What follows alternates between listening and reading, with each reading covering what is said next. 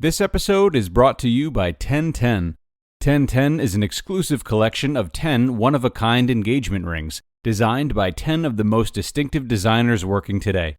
Using only diamonds responsibly and sustainably sourced from Botswana, 10 design masters have each produced a uniquely beautiful diamond ring, launching exclusively on January 18th at BlueNile.com. This exciting limited edition collection of diamond engagement rings launches on January 18th, and you can preview it exclusively at BlueNile.com. This is Optimal Relationships Daily, episode 867, Self-Confidence in Relationships, and Moving from Defensiveness to Accountability, both by Lisa Merlo-Booth of lisamerlobooth.com. Hello, everybody, and welcome back to ORD. I am your host, Greg Audino. We are now 5 days into the new year, which means I'm still looking at 3 more months before I start remembering to write 2021 on everything instead of 2020. Oh well, as per usual, I've got more wonderful relationship content on tap for you. This time I've actually got 2 short posts thanks to our author, Lisa Merlo-Booth. Lots to get through, so why don't we hop right in and start optimizing your life. Self-Confidence in Relationships by Lisa Merlo-Booth of lisamerlobooth.com. Quote, "Your playing small does not serve the world. There is nothing enlightened about shrinking so that other people won't feel insecure around you." End quote. That's by Marianne Williamson. Time and time again, I hear people minimizing their accomplishments, downplaying their successes, or magnifying their faults in an effort to avoid the possibility that those around them will feel bad. I see this process especially with women. We tell ourselves that we shouldn't brag, rub our successes in, or make the other person feel bad by talking about the things going well for us. What we don't realize is we can't make other people feel anything. If someone feels jealous because of something I have, something I accomplished, or one of my successes, that's about them. It's not about me. And it's not being a good friend. The other day I had a most refreshing conversation with a friend. It was also an odd conversation, since the dynamic that happens so seldom with women. At the beginning of the conversation, I was sharing about various stresses going on in my life and doing my fair share of whining. I then asked about how things were going with her, and she proceeded to tell me all the wonderful things that were happening for her. She was talking about what a good place she was in, how her children were settling in well, and how fortunate she was feeling in all aspects of her life. It was inspiring on many levels. I felt very fortunate to have a friend who was willing to share what was really happening in her life, rather than trying to co-commiserate in an effort to connect. Her courage to share the good felt like a gift. I knew she trusted that I could rejoice in her successes without needing her to wallow in mine. It was such an eye-opening experience of what Marianne Williamson was talking about when she wrote, quote, "And as we let our own light shine, we unconsciously give other people permission to do the same. As we are liberated from our own fear, our presence automatically liberates others." End quote. When others around us feel bad about themselves and/or their accomplishments in response to our successes and joys, it's about them, not about us. When those around you are strong, grounded, healthy people, they will rejoice with you in your successes. You will not need to make yourself small so they feel okay, nor would they want you to.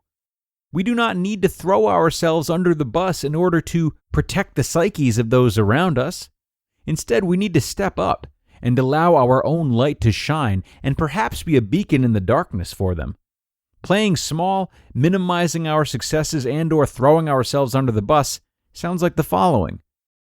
1. Someone asks you about the new house you bought, and you respond by saying that you did move into a new house, but it was only because you got such a great deal on it. You tell them you never could have managed to buy it without the deal. 2. When a friend talks to you about how you own your own business, and they can't even find a job, you say, "Yes, I own my own business, but it's only because my parents passed it down to me. It's not like I built my own business from scratch." 3. As you sit with your friends, who are all talking about how unhappy they are in their relationships, you stay silent. You don't want to talk about how much you enjoy your relationship, because that would make them feel even worse. 4. You just got offered a great promotion, and you try to downplay it to your partner because your partner's facing a possible layoff. You don't want your partner to feel bad.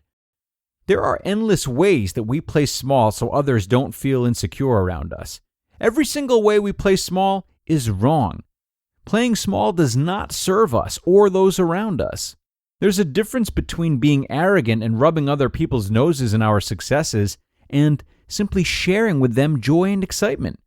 It's important to remember that, quote, as we let our own light shine, we unconsciously give other people permission to do the same, end quote. Regardless of whether you are a man, woman, or child, stop playing small by minimizing your successes or being silent about your accomplishments. Be proud, excited, and comfortable with your accomplishments. Your true friends will rejoice with you. Challenge. Are you playing small so others don't feel bad? If so, stop it. Pay attention to all the ways you minimize your successes and downplay your accomplishments. Start with one friend and share your successes. If they respond with jealousy, talk with them about their reaction and keep an eye on your reaction. This episode is sponsored by Apostrophe, a prescription skincare company for people that are ready to take their acne seriously.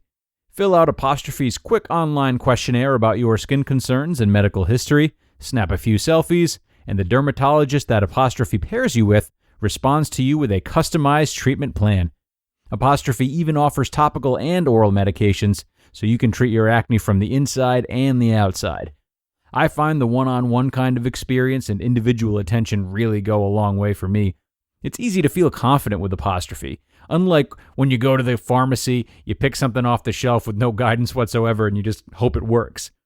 To get started, go to apostrophe.com/ORD and click Begin Visit.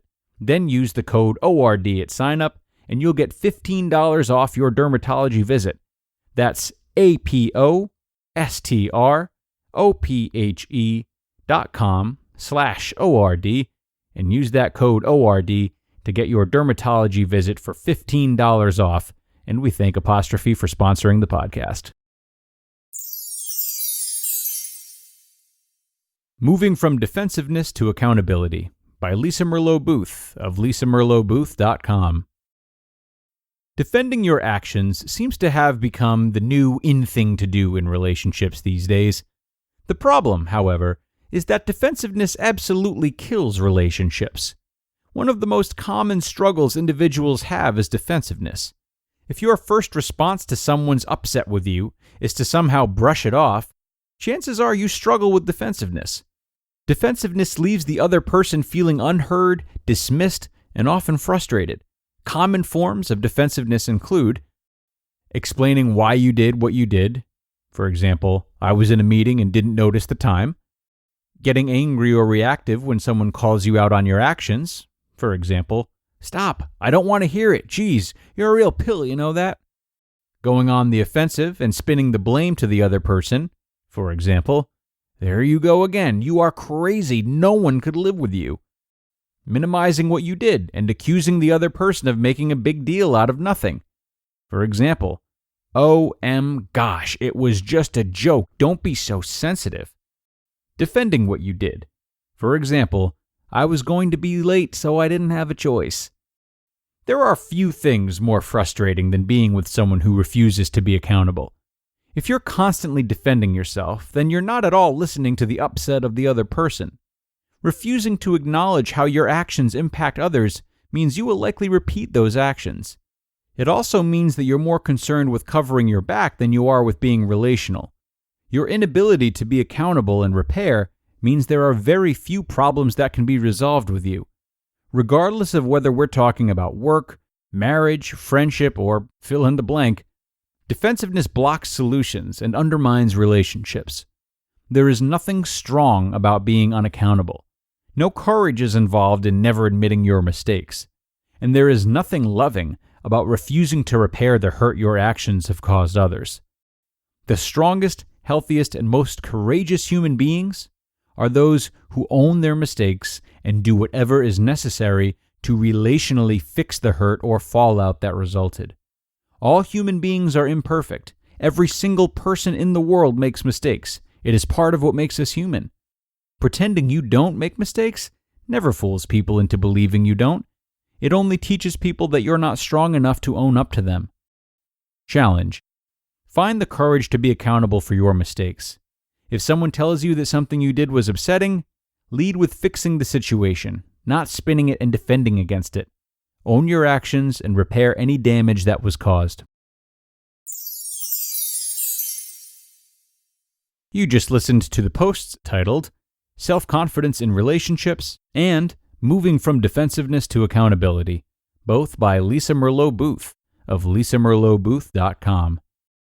A couple of wonderful posts today from Lisa, which we thank her for. I have to say, the first one really spoke to me as she was addressing something that I am very much guilty of as a people pleaser. I am constantly on the lookout for things that I feel could rub people the wrong way. And it's not just about successes, but the way I phrase things, the way and frequency in which I talk to certain people. It's something that can really pile up.